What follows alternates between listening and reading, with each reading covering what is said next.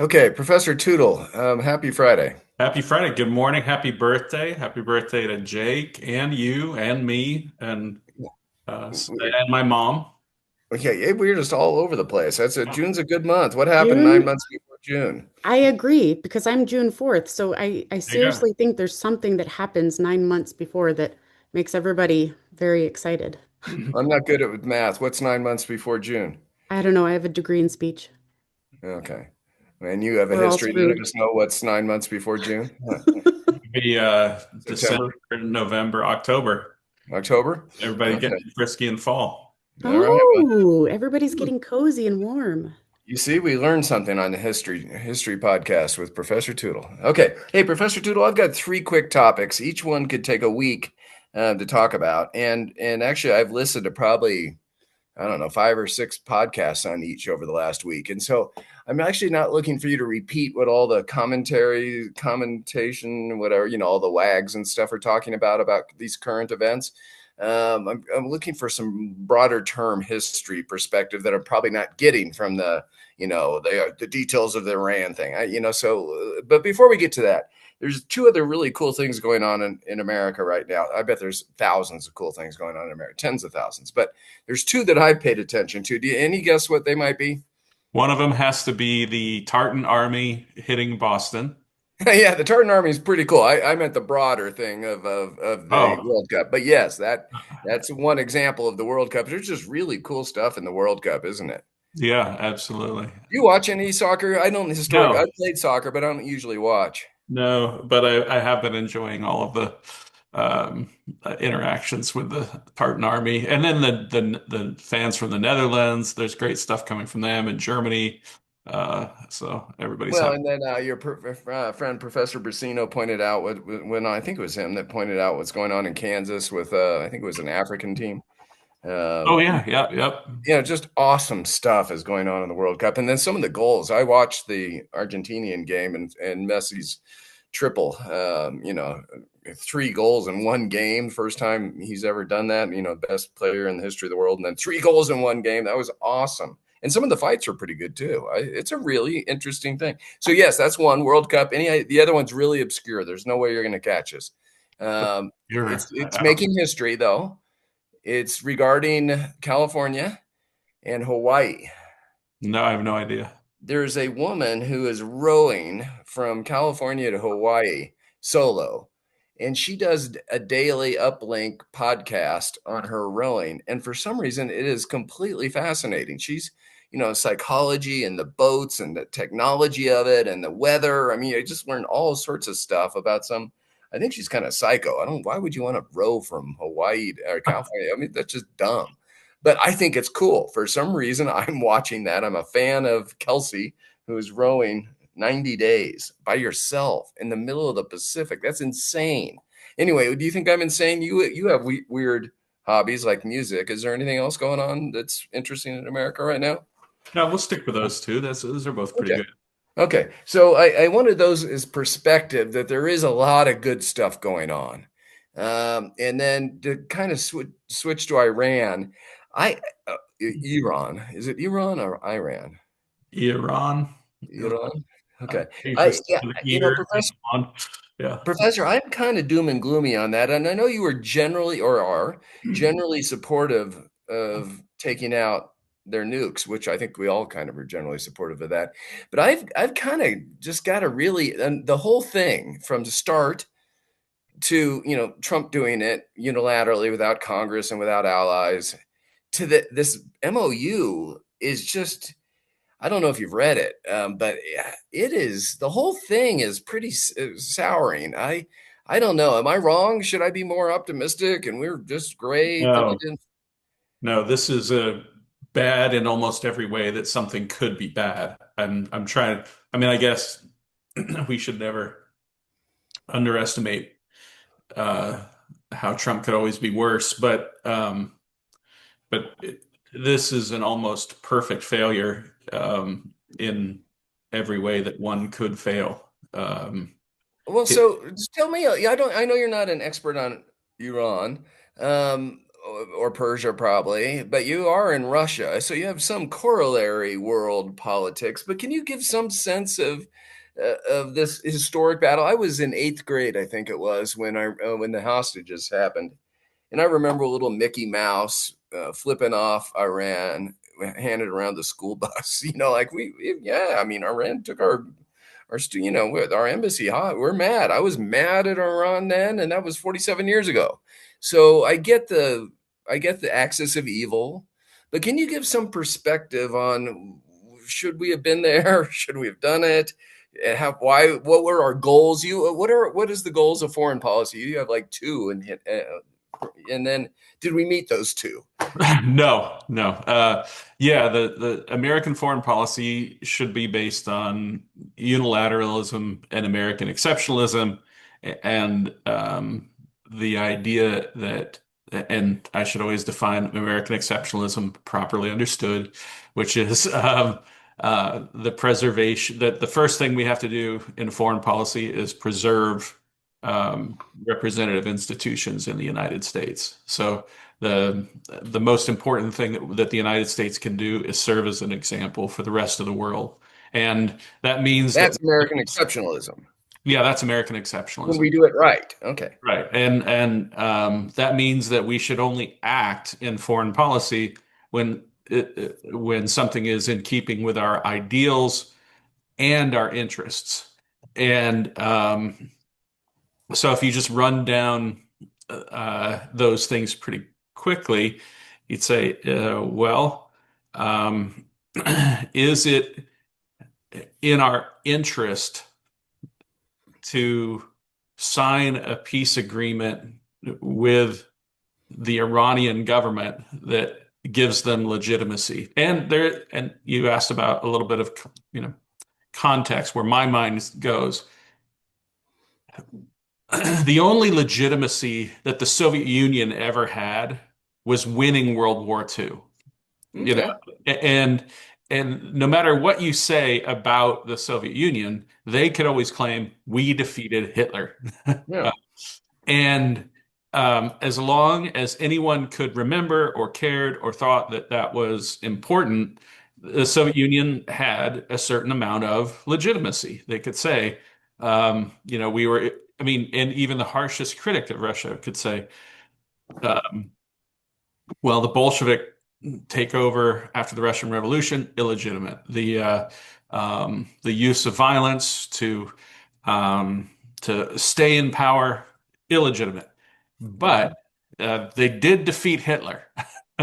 So that granted them a certain amount of legitimacy on the world stage and meant that we negotiated with them and treated them as peers, if not equals, in the years, uh, even during the Cold War. We still treated them as the more or less legitimate. We did eventually not just recognize their government, but also um, engage in direct diplomacy with them. And um, this deal with Iran, they get to claim that they beat us in a war. And that is more important for their internal legitimacy than any other gift we could have given them. I mean, this Iran deal is an almost perfect failure in every single way. Uh, Professor, I don't mean to like out you, but I heard President Trump yesterday or today say anybody that says this isn't amazing and this is the best is stupid. I don't want you to be a stupid person, Professor. I mean, he plain said, if you don't like this agreement, you're stupid. well, by the terms that he started the war on, he's stupid. Like, he's the one who said what this war was supposed to be about. Well, And there's still like five or six things that it's supposed to be about. I'm not, is it authoritative what this war was about? yeah, I What? mean, again, In order, in uh, order. the destruction of the the permanent destruction of the Iranian nuclear program and Okay, I'll regime give you that. change were Okay. the two most important Wait, things. wait, wait. Permanent destruction of nuclear and what? Regime change, Okay, I'll give you um, that. free access to or I should just say protection of regional partners, Okay. um, and the inability of Iran to project terrorist violence. I guess I would summarize their Okay. argument as All on right. kind of four. I'll accept that. There was a couple other little nuances. I assume like protecting the students from getting murdered would be under regime change, or Well, it would also be, yeah, yeah, under regime change, yeah. but in every one of those circumstances, except for one, things are, as of today, worse, and that one thing will be worse. Uh, And go ahead and be clear. What well, is it? I mean, you could say that we have significantly degraded the ability of Iran to create a nuclear weapon capable of uh, threatening the rest of the region um, today, but we have virtually assured that Iran will have a nuclear weapon capable of threatening regional partners very soon. If And this is ballistic the go you missiles. go. But why do you think? Why are you so certain of that? We have eyes on that Well, dust. I mean, because as of today, President Trump sort of, in mumbling under his breath, is saying things like, "Oh, who cares if they have a ballistic missile, and who cares if they have a nuclear whatever." And then he gave like the dollar amount of. He's like that much nuclear material is only worth this much money, Right. and he is himself making a rhetorical argument for why it would be okay if this Iranian regime gets a nuclear weapon. Everybody needs to defend themselves. Okay. Yeah, Uh, yeah, uh, it's completely absurd.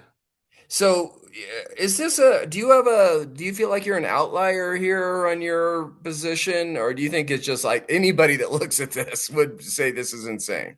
I don't know of anybody.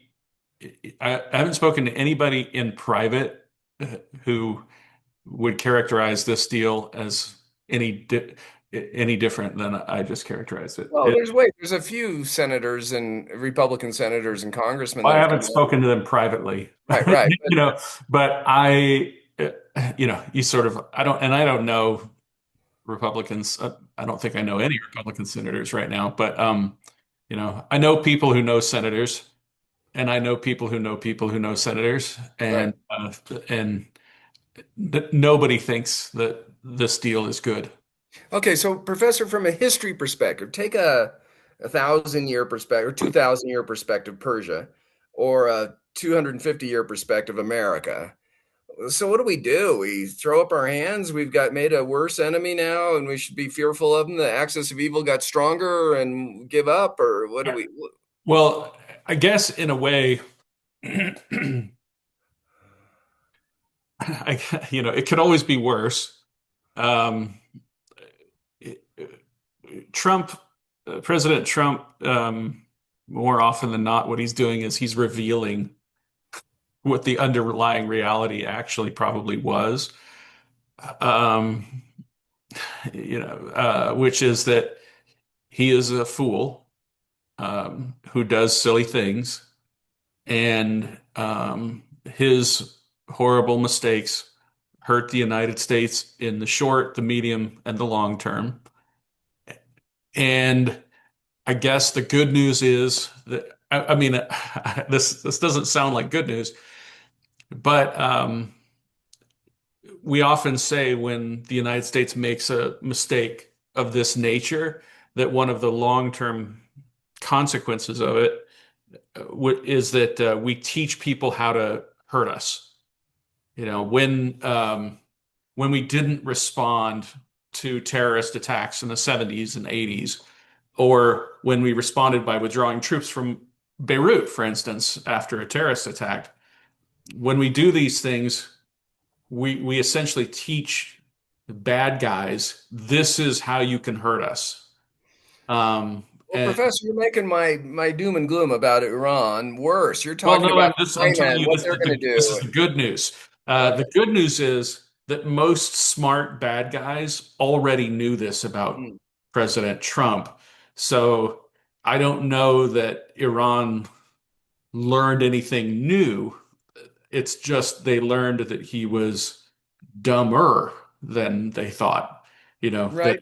Well, but the good news instantly turns into bad news when you think about Korea and Japan and China. And I mean, clearly the American people don't have the will to go on a ground war against Iran, nor would we against China in to protect Asia. So, I mean, this is really bad news. It's not good news. well, just I mean, when he said after signing the MOU that he what he cared about was the stock market and the price of gasoline, what do you think every enemy of the United States is going to do? As long as President Trump is in office, everybody knows, oh, if you get gas prices up around $7, $8, over $8 a gallon, you know, that every administration will cave. But Professor, didn't President Trump say that if we didn't do this within another 4 weeks or so, we would be in a global depression? You think things are bad now? You just wait and didn't he just say that? Like, yeah, I don't know if you saw that press conference, but it was pretty doom and gloom. They were going into a global depression unless he signs this MOU. So if you don't like the MOU, you're stupid. You'd be in a global depression. Well, we're also pretending like I guess there were no alternatives, and that he was forced into this terrible situation. He chose this, and then there are many things he chose not to do because they would have involved hard work, for instance. For instance, he could have been a good ally to the Gulf states. He could have forged a new relationship between Israel and opponents of Iran. Who knows what kind of coalition George H.W. Bush could have built to have some combination of um, Arab ground troops as a security force, following up with, missile defense from Israel, but only defensive because that's all they could have, with, communications and uh, um, logistics handled by the United States, followed up with some sort of UN process to give it legitimacy. Who knows what an actual statesman could have done, but it would have involved keeping your word, doing your homework, being a good and reliable ally, making tough decisions, sticking through, um, having a clear and coherent set of policy objectives to begin with that were actually grounded in reality, executing that policy, and then being willing to pay a political or economic choice. Okay. And that's what statesmanship would have been. But Okay. So we get none of those things. you're being completely rational and thoughtful. So let me give you a chance to beat up on me for a second. I listen to you a lot. I always listen to you. You're smart. But Thank I you. hear this and I just go, okay, we just got to excise. We've got to get rid of Trumpism from the Republican Party. We just got to really, anybody that's an ally of him should just not be legitimate anymore. We should just say, no, you've proven yourself to be incompetent over and over and over and over. We just need to find that JD Vance, we need to convince JD Vance to resign for tax evasion and then appoint a good vice president like somebody like John Thune and then impeach Trump and remove him from office. You see, so things are simple when you think through it Well, I enough. just think about how unlucky Nixon got because nobody wanted Spiro Agnew as president. But then once you had Gerald Ford as the vice president, removing Nixon from office seemed like a good idea. But That's as long as removing Trump means the putting JD Vance in power, I think Trump's secure. wow. So we just got to wait 2 years, huh? Yeah. Okay. All right. Or Let's see. or remove them both. I mean, I guess Right. like I mean, Congress could do it. I guess. I mean, it's right in the But it Constitution. would be, but that would be massive. I can't. Yeah, That's but I just don't know who likes what's happened in Iran. I just don't get it. Seriously, you were very supportive of going to war in Iran. I was semi-supportive, but I didn't like the way it was being handled. well, Uh, but I mean, go back and listen to those podcasts. Yeah, I am supportive of destroying the Iranian nuclear program. yeah, I am supportive of, you know, changing that regime. yeah, Uh, but it doesn't matter. Those things are, we get all caught up in these theoretical things, and in California, are you for or against the high-speed rail? And when the high-speed rail was first proposed, I said, I'm in favor of a high-speed rail. I'm I'm supportive of uh, public transit infrastructure, but not this high-speed rail, not this way of doing, yeah. So it's not so saying that I'm for destroying the Iran's nuclear program. Hopefully, that means I'm in favor of destroying it with a lot of caveats about what would have to be done in addition to that. Yeah, and that makes I'm sense. supportive of overthrowing of this regime being gone, but every decision after that is going to have to be weighed in light of ideals and interests. Yeah, very thoughtful. Okay, we're on the same page. I think that's a defensible and rational argument. I want to switch gears to the Supreme Court. We're not all excited about the Supreme Court this week because they didn't rule on a major decision or two. But maybe Well, next week. but there was still a little lesson that I think most people need to learn about the Supreme Court, which Tell is us. Yeah, fine. You think all the cases are boring, but this week, but recognize that there was a unanimous decision to uh, to give somebody on drugs their gun back. You know, Fascinating that it's Uh, unanimous, isn't it? yeah. Um, 5-4 decisions where all of the people who say that this is just a 6-3 court and the only thing that matters is ideology, I would just say you're wrong. Because you're not looking at all of the decisions. You're only Yeah. looking at the decisions on the things that you care about because of the way they're reported.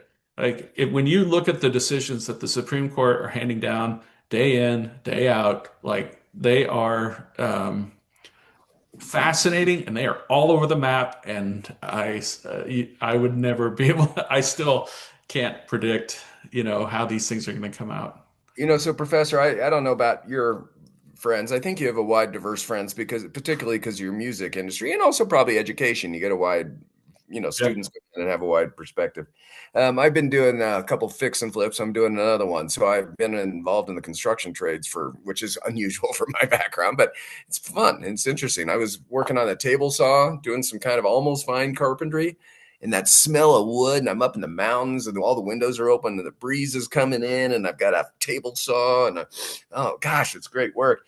Anyway, the construction workers is a stereotype. They drink, they smoke, they curse, they probably smoke pot. I actually know a lot of them smoke pot. And a lot of them are gun owners. So it cracks me up that there's all these lawbreakers nationwide because of legalization of recreational marijuana throughout the states. Colorado is one of the first. And so that's a great example of the Supreme Court going 9-0. If you use recreational marijuana, you're going to lose your gun rights? No, you're not. That's dumb. 9-0. That is a great point you made today. Thank you. Yeah, and they even mention those things in the decision that was handed down. They say, I mean, I can't remember the exact wording, but it was something along the lines of a lot of people use marijuana. It's not a big deal. Law enforcement doesn't enforce these laws. This is something's changing. It's perfectly acceptable in many cultures, and they say, so this is absurd. The Yeah. mere Great, great point. Any other decisions this week? I noticed that one as well, but any other decisions this week that I missed? No, I was mostly fascinated by the vote count that one of them was 5-4, and then there was another one that had a really interesting, I'm sure Jay could look it up really fast, but there was another one that had just like it was it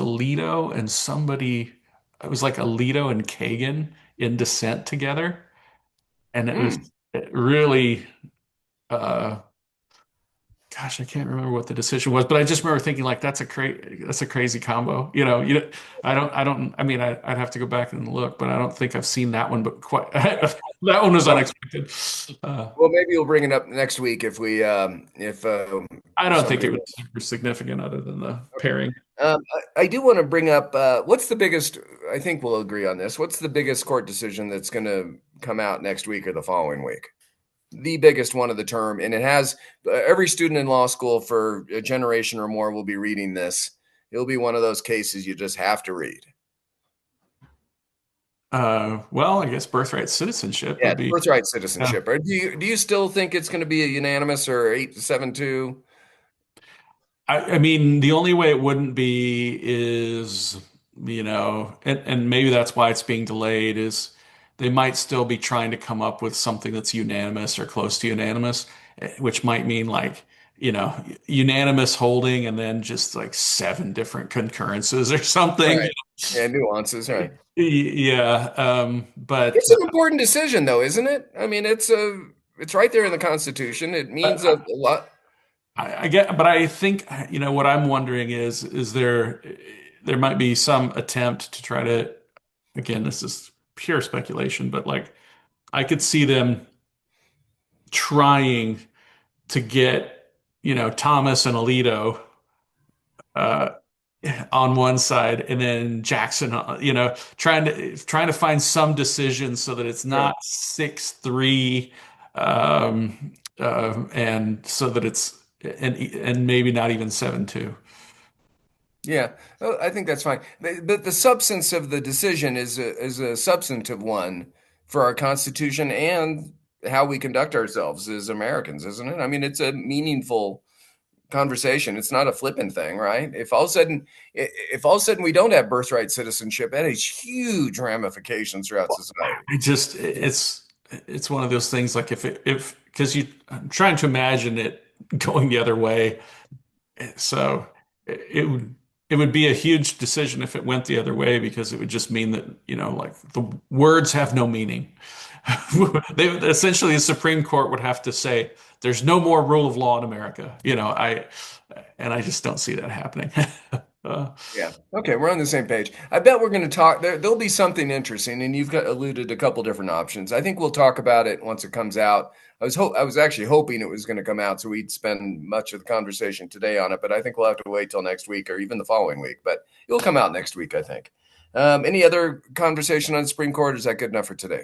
oh, I'm fine for today. Good. Tell me about it, and if you follow me at all, and you may or may not, I don't know. Uh, I've been working really hard on citizenship for months, maybe a year or two. I've just been personal conversations, speeches, door to door, Facebook, LinkedIn. I'm just in every way possible. I'm trying to get people to think through their role as a citizen, and I've had some great successes, Professor. I've been having some citizenship conversations. I've had 4 of them in the last month, and where I'm just gathering people together we know, and I kind of give them some handholds about what a good citizen is and how to be involved in campaigns and governance, from my life's experience. I've just handholds for them to structure the conversation. And then I just open it up, and there's 8 or 10 of us, and they talk about their own experiences of being a citizen and what we should do better and how we need.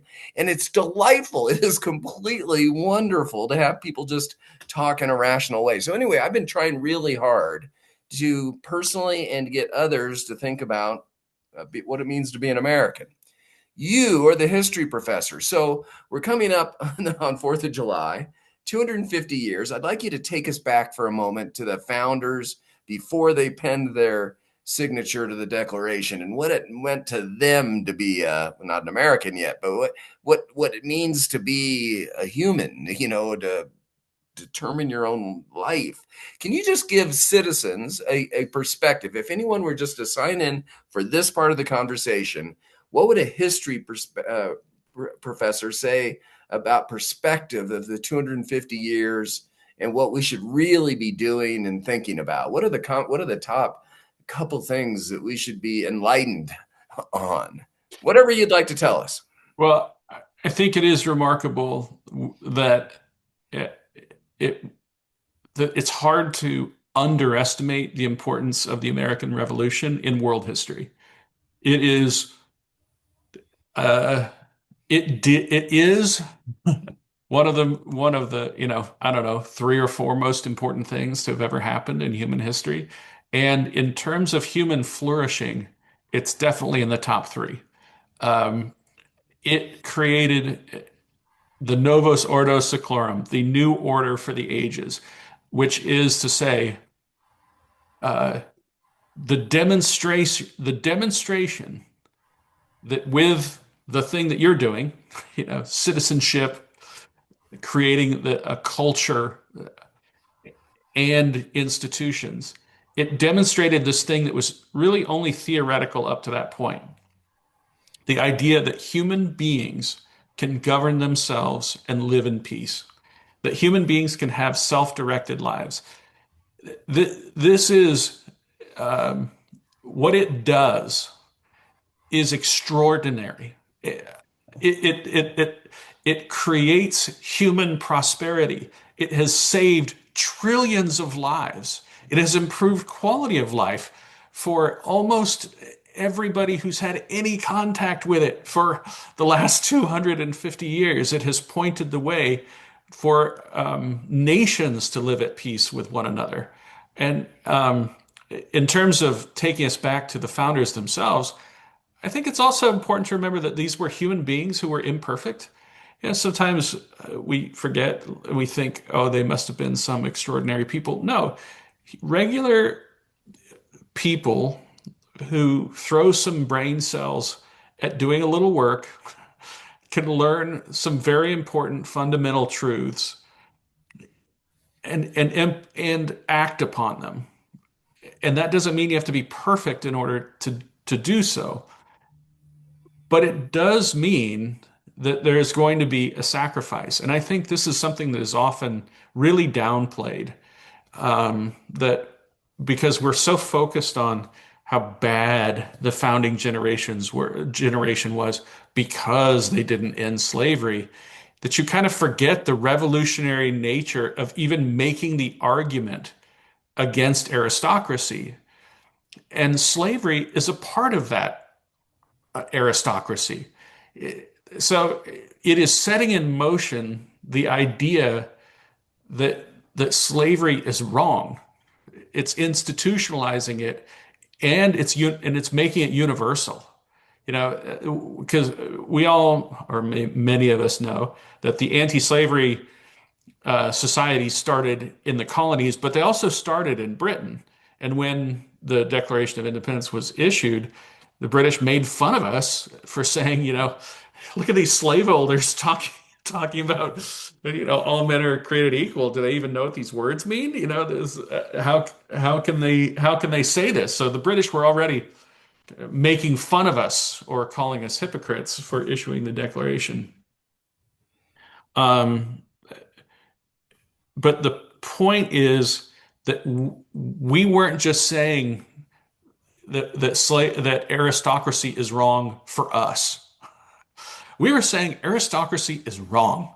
that the idea that every human being should have an opportunity to pursue happiness in peace, that is and should be available to everybody. And what that did for humanity cannot be overstated. Those are just my first thoughts, but about things that I hear in terms of people describing, every account I hear about the Declaration is like, Declaration of Independence, freedom good, but then it's like, but there's a dark side. And then the other 2/3 are about, the horrors of slavery. And you kind of forget that for all of human history, the idea was that everyone had to belong to someone else out of some kind of security relationship. And the United States comes along and says, no, if all men are created equal, that is final. If they have these rights as individuals, that is final. You have these rights, they are inalienable. They can never be made foreign to you as an individual. That is an absolute revolution. And things like that in human history, they don't come along very often. Uh, and, I think that's an eloquent summary. Thank you. One specific question. How about Canada, though? I mean, they didn't have a revolution against England, and they didn't have a civil war. And in many ways, they're pretty similar to us, aren't they? I mean, they could be a 50, not a 51st state, but they are really close allies in culture and all sorts of stuff. So, well, you say we are unique, and I believe you, and I'm rah rah. I get it. That was eloquent. But Canada's right next door, and they're just have the same kind of ideals, don't they? well, it's hard to imagine America. I mean, this is a strange topic, but it is true, and I'll say it. Like, it's hard to imagine the evolution of the United States without the evolution of Britain right alongside it at every point of our in our history.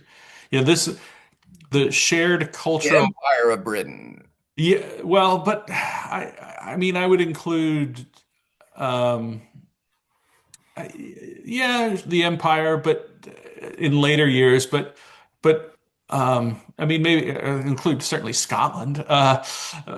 Getting back to the Tartan Army, it's hard. You can't underestimate. I mean, the importance of the Scottish Enlightenment in the United States, and the ongoing influence of the Scottish Enlightenment in the United States. Um, you know, Abraham Lincoln was reading the works of British and Scottish political economists and philosophers as a young lawyer. So he knew how to make the argument for American ideals and institutions when the challenge of the Civil War came along. So, but certainly Britain evolved along with the United States on a kind of parallel track. And in both cases, we were sort of supporting the journey of one another, not necessarily militarily, but intellectually, saying, people in England could look to the United States and say, look, it's possible. Look at them, and in some ways they're doing better than us. And in the United States, anti-slavery people could look at Britain and say, look, they still have a king and they're able to get rid of slavery, and Britain is also proving that you can have a peaceful evolution away from aristocracy uh, along a peaceful path. I mean, in some ways, the monarchy is to them what slavery is to us. They have to find some legal and hopefully peaceful way of um, getting rid of it. And I mean, now, of course, they still have a monarchy, but the government itself is representative, but yeah, yeah, of course, it's interesting to look at the relationship with the United States with other parts of the British Empire and how England evolved. I don't know if you were thinking more in the 20th century rather than the 19th, or if you have specific questions about the 20th versus the 19th. I'm not sure I have enough history to think about it, but it just seems factual that Canada didn't have a revolution nor a civil war, and they kind of evolved to the same place as us, it seems like. Yeah, but again, what Britain has to value is peace.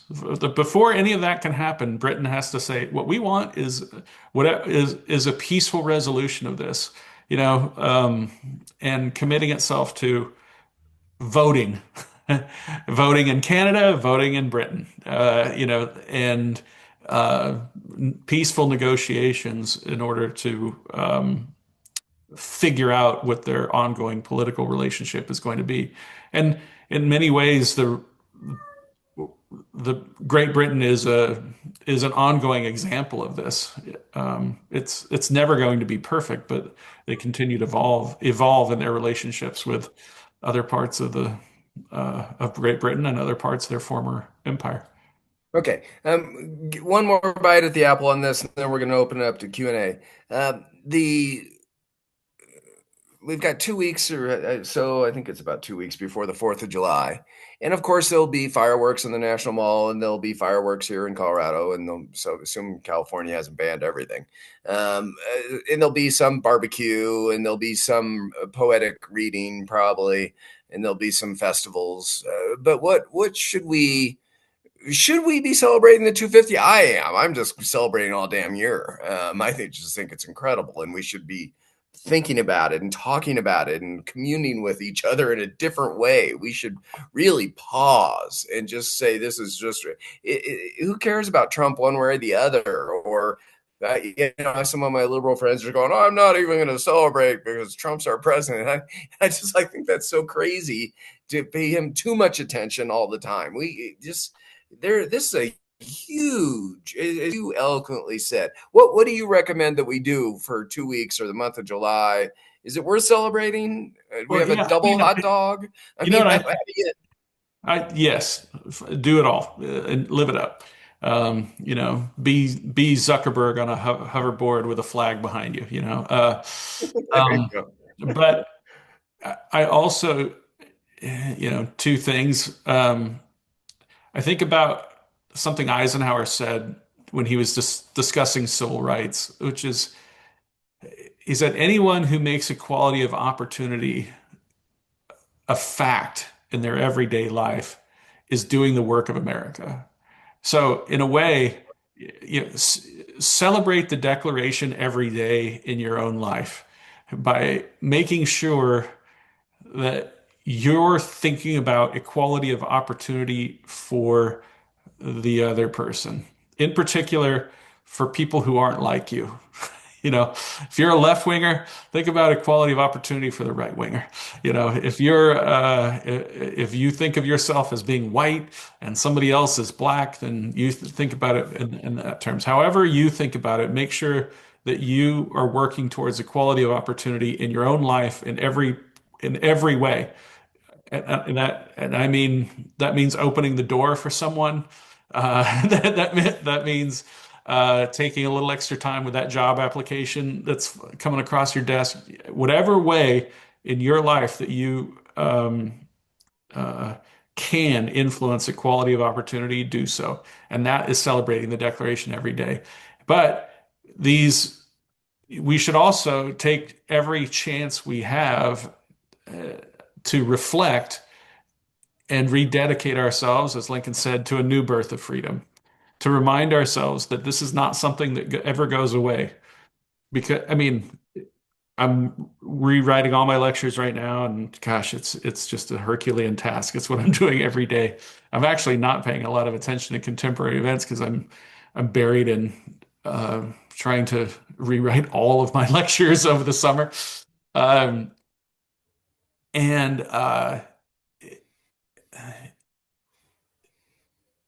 the I know that it's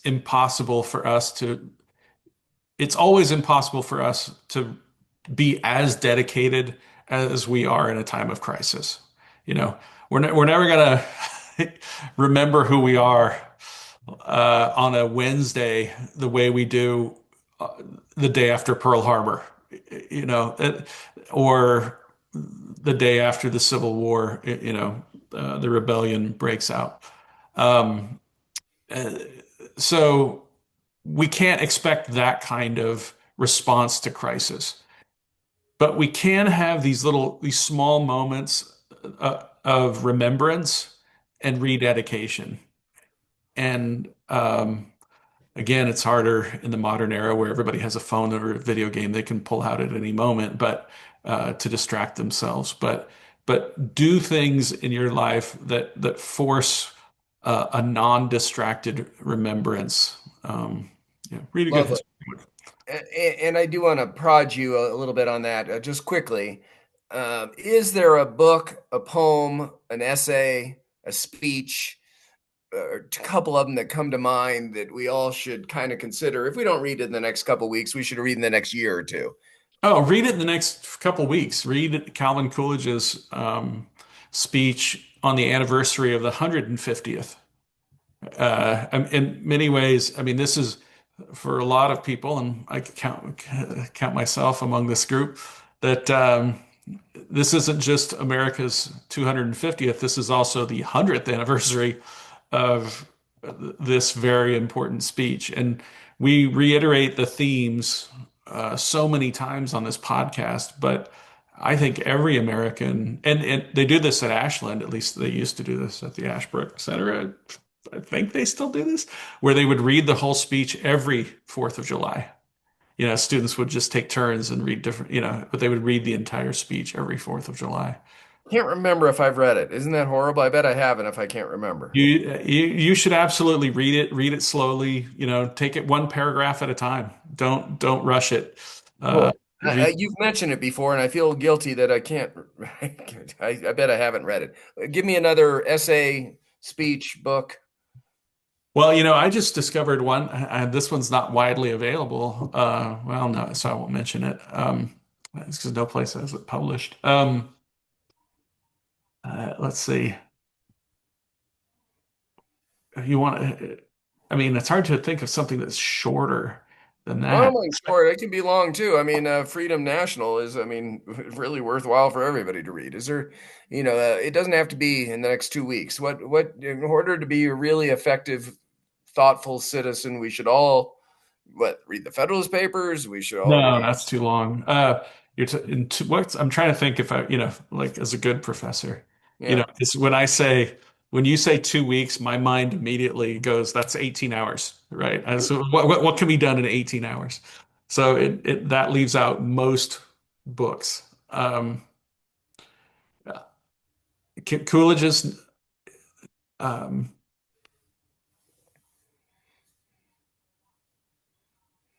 boy, Reagan's farewell address. Love, love that address. Could do that. That would be easy to do in 2 weeks. Um, Watch it or read it. Yep. yeah. What else would be good? And um, A Lincoln, a Washington. well, yeah, I guess the tough one for Lincoln is which one.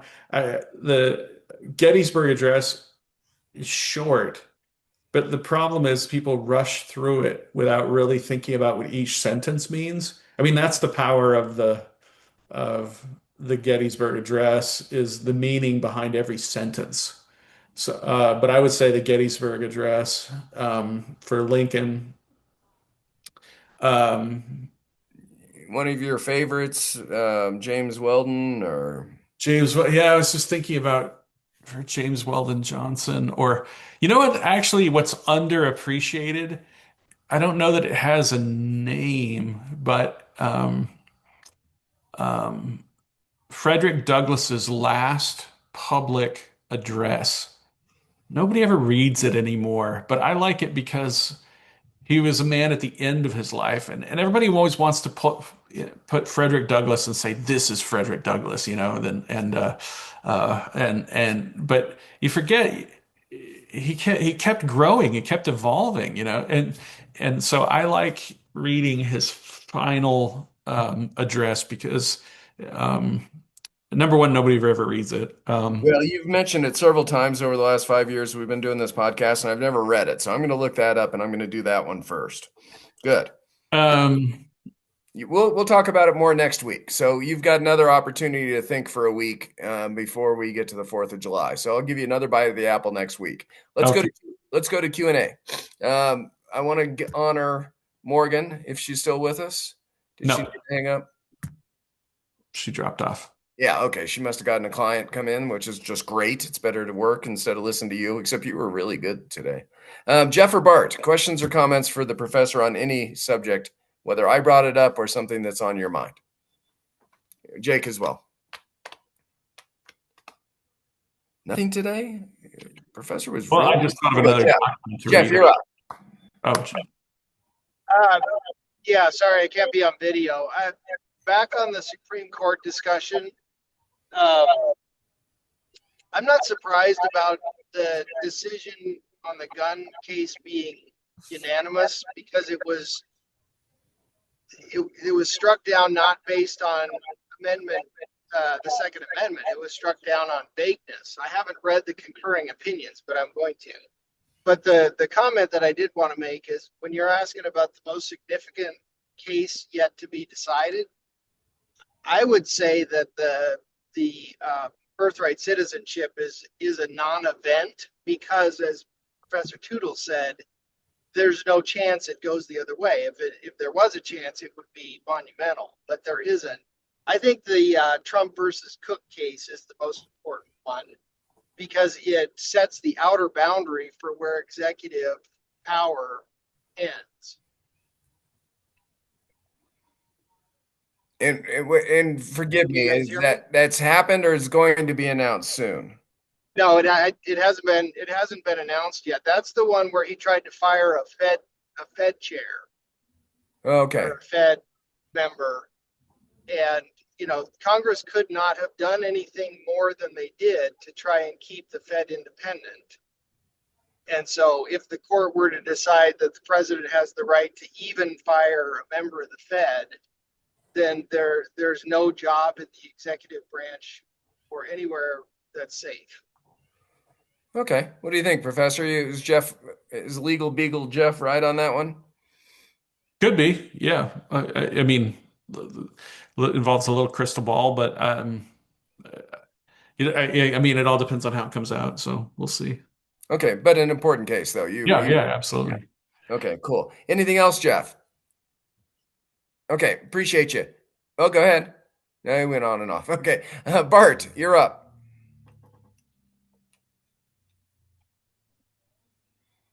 Sorry, you guys. I was unmuting here.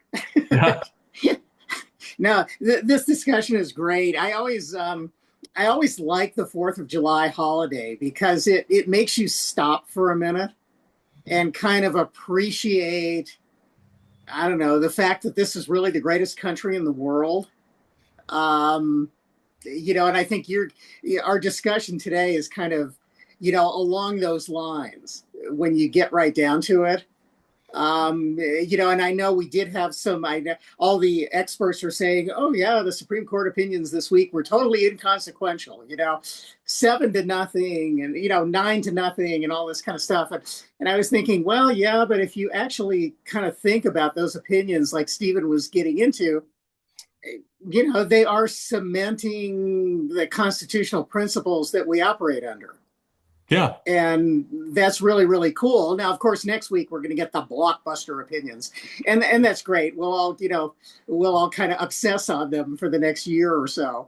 But I mean, where else in the world right now, you get a little bit of this in Britain because they do actually still talk about public policy. They're having trouble doing that, I think, at the moment, because they have a tremendous influence from, people who have immigrated there, who've taken positions that are really anti-democratic, to be honest about it. But you're still getting that there. But if you look at the rest of the world, my God, it's just kind of crazy. And I guess that. Here's my question, and Stephen, I don't know, and John, I don't know what your opinions on this are, but I had to drive. I live in Colorado, so I had to drive this yesterday and the day before. I had to drive to Grand Junction to do a presentation, part of my work, and then drive back. So I had a lot of time to listen to podcasts where people were talking about, I don't know, I guess our surrender agreement to the Iranians. That's how they were classifying it. And these were not left-wingers. These were war hawks, talking about this. And I was thinking to myself, okay, so why are we actually doing this? That's what kept going through my mind was, why the heck are we doing this? I don't understand why we're doing it. And, and then this morning, as I was listening to you guys, what came into my mind was that, our democratic process could actually, our representative democratic process could actually work here. because there is a law that says that the kind of thing that the president just did does have to kind of go through Congress. So Congress does have to talk about this. And the question is going to be, how are they going to talk about it? And what are they going to do when they talk about it? You know, I mean, this could go the way of like the Treaty of Versailles that never got approved, you know, and we never became a part of the League of Nations. Now, of course, that was really bad because it resulted in World War II. But, you know, what do you guys think of all of this? You know, I mean, because I think this is just a supreme example of something where pretty much everybody in the US, except maybe people who work in the White House, are sitting there shaking their heads going, you've got to be kidding. Well, I think you're right about that we don't have to approve this MOU, and I can't imagine any combination of congressmen ever approving it. Um, so I'm sure that for the most part, anything that would ever make it official policy of the United States is going to wither on the vine, and that it's just going to be President Trump stumbling through, and it's going to fall apart. But the history part of what you just said, I need to disagree with. The United States signing not signing the Treaty of Versailles didn't lead to um, World War II. The United States Yeah. was deeply engaged in diplomacy in the 1920s and to make sure that the peace agreement could get followed through. And it was, there were a lot of political decisions made by German politicians, and the United States couldn't have done anything about that. Just a small Yeah. uh, Yeah, it, no, and I it, appreciate that history lesson because I was kind of being much too generalist. yeah, well, but it is, and it's something that people say all the time. Yeah, and even though I know we've talked about it on the show over the last 5 years, it's hard not to lapse into that, you know, what we learned in junior high. Because that is what we learned in junior high. It's kind of like, just rewriting my lectures for the New Deal and the Depression. You have no idea how hard it is to bang it into people's heads that the New Deal did not turn the American economy around. Right. Uh, so because it's like these are the big things we remember from junior high. You're right. Professor, if you'll expand a little bit more on Bart's excellent point about Congress, that hasn't actually occurred to me, and I know it should have, but yes, Congress does need to approve this, I think, and they won't. So you're right. So where does that leave us then in this limbo kind of thing with the strait being open or closed, or they're going to charge, or it's a pretty uncomfortable situation. So You're dealing with two entities that are completely untrustworthy. I mean, is the only government on earth, I shouldn't say the only government on earth, but among the most untrustworthy entities to sign a deal with in the world would be Donald Trump and revolutionary Iran. Like I wouldn't sign an agreement with either one of these groups because everybody who Donald Trump ever signed a deal with, he broke it and then said, I don't know, sue me about it. Like he stiffs people on construction bills.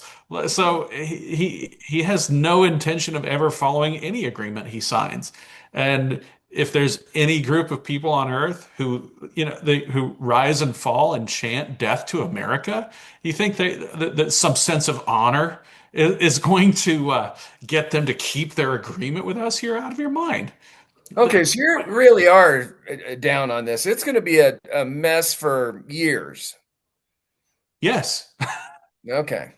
All right. Well, thanks for bumming me out on that. In our 250th year, I'm proud of America and our Well, let's never forget what we mean when we say we're proud of America, that this isn't egoism. What we're proud of is we are proud that we are lucky enough. We were just lucky. That's it. We just got lucky. And it's not even really pride that we have. We have gratitude. Let's define American patriotism, what we mean when we use the word proud when we probably shouldn't. What we are is we are people who have gratitude that we happen to have been born in the place that is demonstrating that human beings can live at peace with one another. This is not we're better than someone else. It is just real patriotism is just an expression of gratitude that we were lucky enough to have been born in a place that is demonstrating that human beings can live in peace with one another. Lovely. Some people would take exception to that, I assume. Doesn't sound patriotic enough, Professor. They're wrong. Okay, cool. Jake, do you have anything to add? And don't bum us out on students or anything. Jake, what would you like to add or question? John, what do you mean? I'm on vacation right now. I don't have to deal with students. Okay, fair enough. But sometimes you say something that they're not as excited or interested as they should be, and that bums me out. Anyway, Jake, what is your question or comment for the professor? I've just got a comment. So, how I've been spending my summer vacation, I go on a 3-hour bike ride every day, and I just listen to audiobooks. Nice. It's great. It's been great. And the books I've been listening to some presidential biographies. Excellent. So I listened to Amity Shales' biography on Calvin Coolidge, which was great. Everyone needs to read that. Yep. And then Arthur Schlesinger and Sean Wilentz a few years ago, they had a bunch of historians write like 5-hour audiobook biographies on every president. And I have listened to William McKinley and William Howard Taft. Taft is now one of my favorite presidents. Yeah, and there's a new biography of Taft that's coming out in the fall. And I've always said Taft, wildly underrated. Even by me. I mean, I say it's so sad, I just redid my lecture and it's like I left out so much about Taft, and really important and underrated person in American and world history. Absolutely. Excellent. Well, you have more, Jake? There's going to be a new biography of Taft coming out in the fall. And maybe I should maybe think about reviewing that for somebody. It's going to be good. Well, no, and I just want to say, so I started listening to the Doris Kearns Goodwin, like the Bully Pulpit, the dual biography on Taft and Roosevelt, because I want to learn more about Taft. And apparently there's very few like audiobook biographies on him.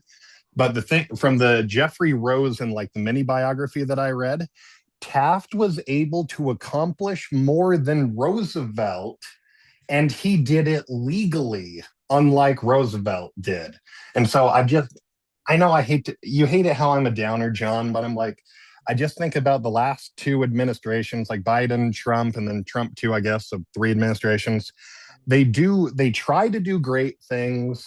They don't do great things. And then they do a lot of illegal things. And it's like William Howard Taft, most people don't know who he is, but he accomplished great things and he did it legally.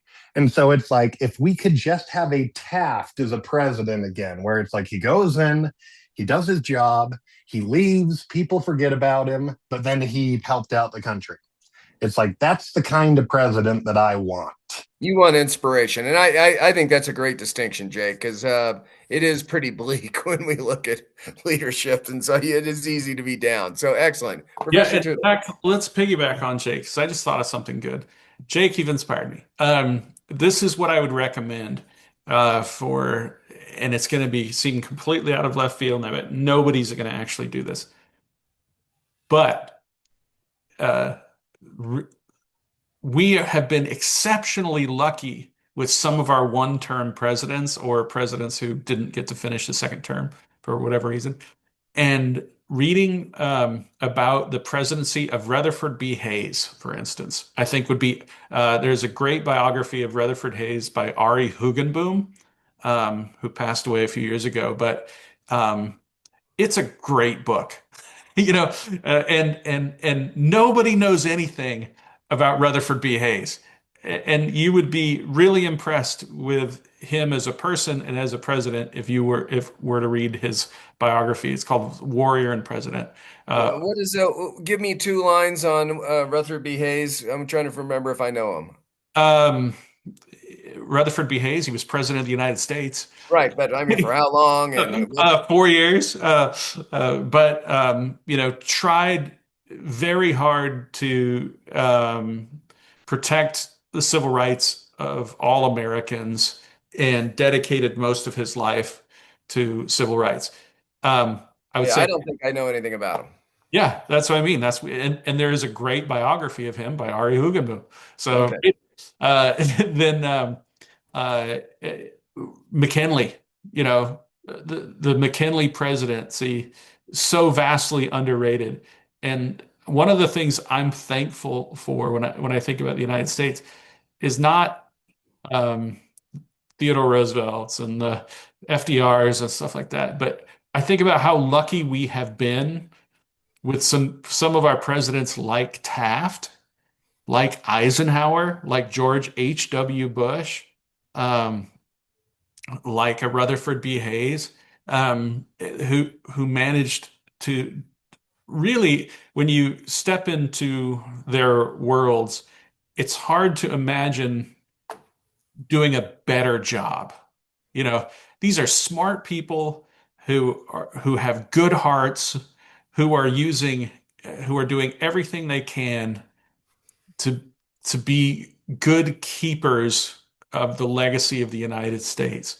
And it's that in some ways I think that our presidential ranking system should be turned on its head because they're always seen as like the mediocrities. Oh, they didn't do it, But man, give me a Taft or well, Eisenhower is now considered a near great president, but he was so we've done a good job of recovering him. Grant used to be seen as a failure, and now people are finally coming around on Grant. But I think that Jake's absolutely right.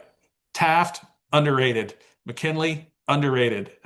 uh, um, Hayes, underrated. Absolutely. George H.W. Bush, wildly underrated.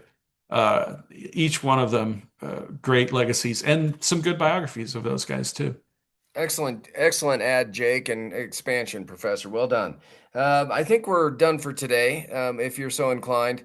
Excellent cut quotes. If we can pull out some of those. At some point, I need to use AI just to find them and, put them into type or something. I don't know how to do that, but maybe Jay can help us.